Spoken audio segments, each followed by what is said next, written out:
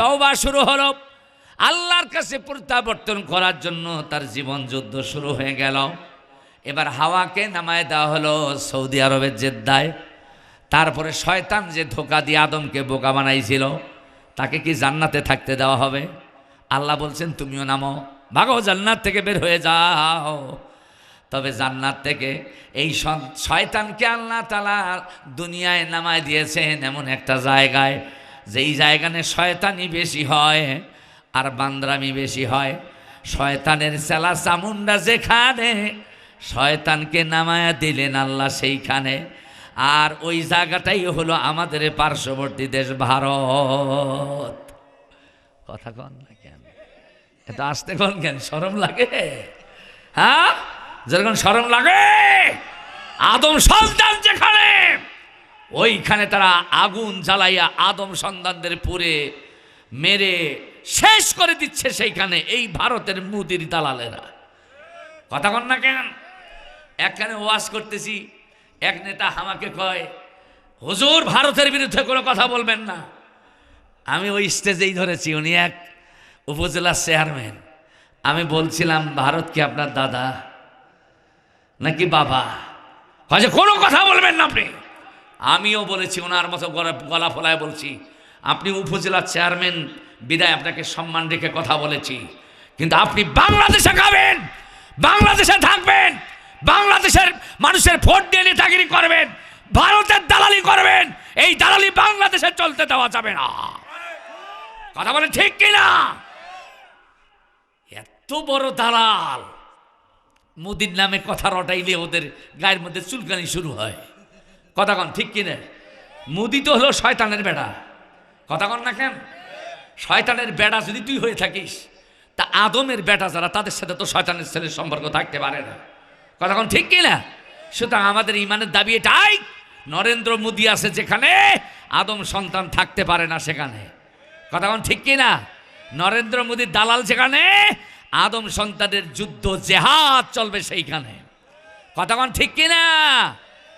আমার ভাইরা, আমার বাবাজিরা, এইবার আসেন, আদম যখন ওই পাহাড়ে কাঁদছেন, হাওয়া জেদ্দায় কাঁদছে, আর শয়তান ভারতের মধ্যে গিয়ে আনন্দ আহ্লাদে মেতে গেল।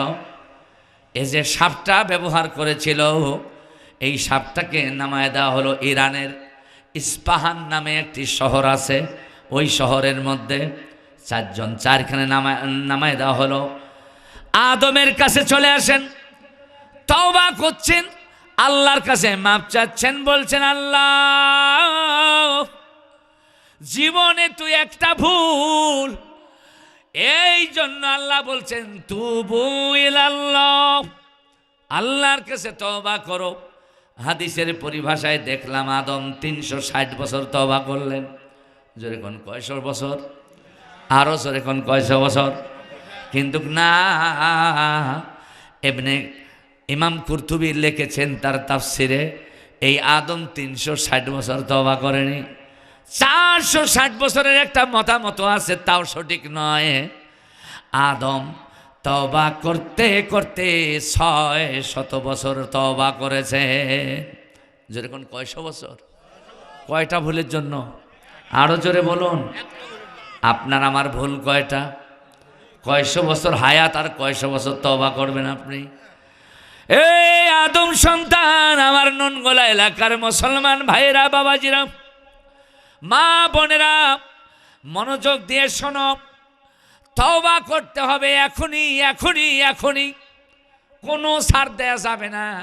কি জানি আল্লাহর ক্ষমা পেয়ে জীবন ধন্য হয়ে যায়। কথা কন ঠিক না বেটে?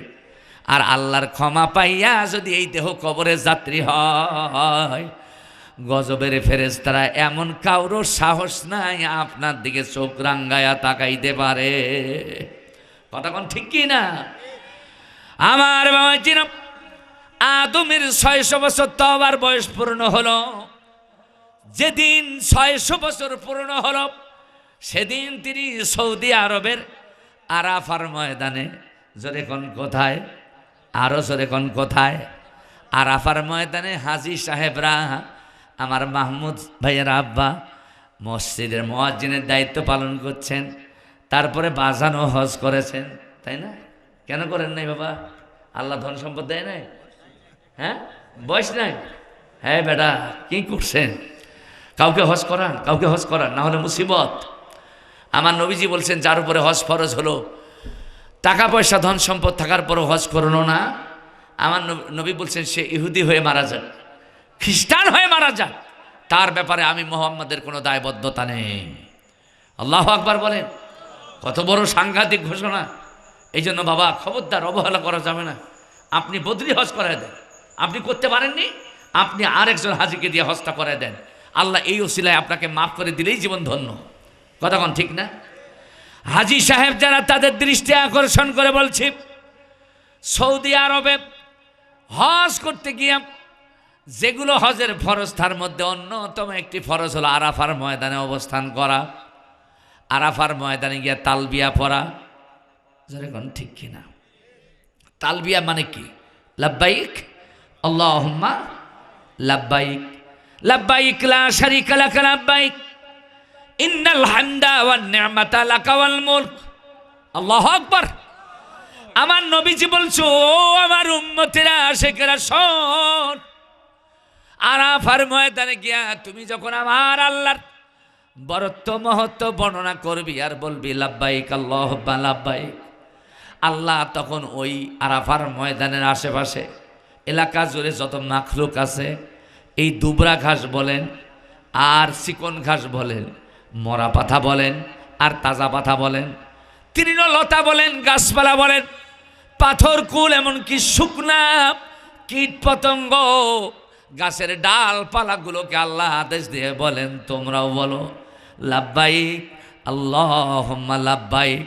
আমার নবীজি বলছে হাজিরা যখন বলে লাব্বাইক আল্লাহুম্মা লাব্বাইক, তখন এই সব কিছু হাজিদের সাথেও বলে লাব্বাইক আল্লাহ তোমার দরবারে উপস্থিত, লাব্বাইক আল্লাহ তোমার দরবারে উপস্থিত, লাব্বাইক লা শারীকা লাক লাব্বাইক, আল্লাহ তুমি এক এবং একক, তোমার সাথে কোনো শরীক নাই।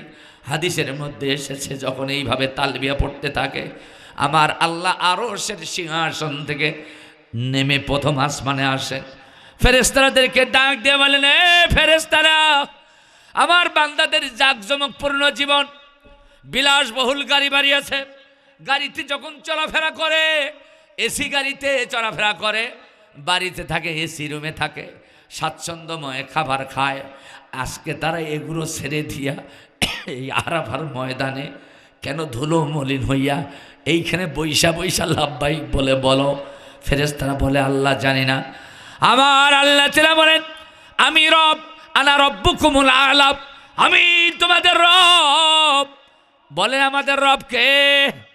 আরো জোরে বলেন কে? এই জন্য গানের ছন্দে বলতে হয়, আল্লাহ আমার রব, এই রবি আমার সব। কথা কন না কেন? এই রবে কি সব? আমাদের জীবন, মরণ, হায়াত, মউত, রিজিক, দৌলত, আমাদের জীবনে যা আছে, ইন্না সালাতি ওয়া নুসুকি ওয়া মাহইয়ায়া ওয়া মামাতি লিল্লাহি রাব্বিল আলামিন। এটাই তোমার ঘোষণা হওয়া দরকার। তুমি কিসের নরেন্দ্র মোদীর পিছনে দৌড়াও? কিসের ওই আমেরিকার প্রেসিডেন্টের কাছে দৌড়াও? দৌড়াইতে যদি হয় রবের কাছে দৌড়াও বেটা। তোমার রব তোমার সব। আল্লাহ আমার রব, এই রবি আমার সব, দমে দমে তনু মনে তারি অনুভব। আল্লাহু আকবার কর না। আমাদের দম আছে না নাই? যেরকম আছে না নাই? অনেক মানুষ কয় হার্ট অ্যাটাক করছে, অনেক মানুষ কয় হার্ট অ্যাটাক করছে, হার্ট ব্লক হয়ে গেছে। তাদের হার্ট অ্যাটাক হবে, তাদের হার্ট ব্লক হবে যারা অন্তর দিয়ে আমার আল্লাহকে স্মরণ করতে জানে না। ঠিক কিনা বলেন? আমার কুড়িগ্রামে বাড়ি, অলিপুর এলাকায় একজন বুজুর্গ আলেম ছিলেন, সাদ্দারগা নিসারিয়া কামিল মাদ্রাসার পীর সাহেব তিনি ছিলেন। তিনি এই শ্বাস ছেড়ে দিতেন আল্লাহ বলে, শ্বাস টেনে দিতেন আল্লাহ বলে, আর আল্লাহর নামটা বলতে কি এত বেশি কান্নাকাটি করতেন। আমি ছাত্র বয়সে মাইক ধরে থাকতাম, হুজুর ওয়াজ করতেন। উনি কাঁদতে কাঁদতে এই দুই চোখের কুঠুরির মধ্যে ঘা বাড়িয়ে ফেলেছেন। আরে এরাই তো আল্লাহর বন্ধু হতে পারে, ঠিক কিনা কন? আমার বাবাজির, আমার ভাইরা, এই জন্য কবি বলে আল্লাহ আবার রব, এই রবি আমার সব। একটু কণ্ঠ মিলান না বাবা, আল্লাহ খুশি হবে।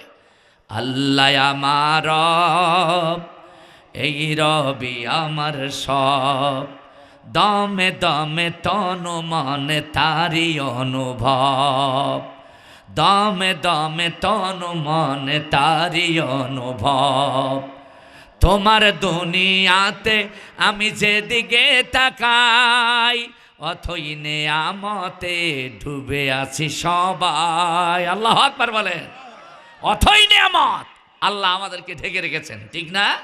যেরকম ঠিক না, তেলের খনি বঙ্গবন্ধু বানাইছে, গ্যাসের খনি আমাদের প্রেসিডেন্ট জিয়াউর রহমান বানাইছে, কথা বললে কেন?